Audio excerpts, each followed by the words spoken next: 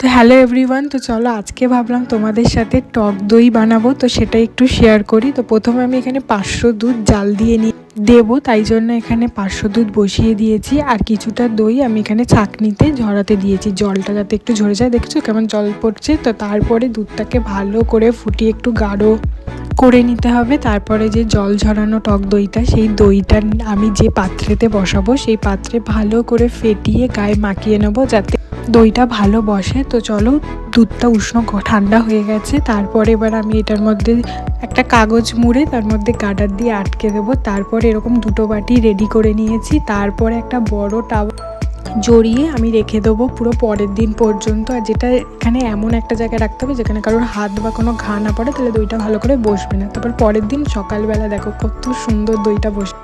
তো ভিডিওটা এইটুকুই, তোমরাও চাইলে এইভাবে দই বসাতে পারো। তো এখন টাটা, বাই বাই।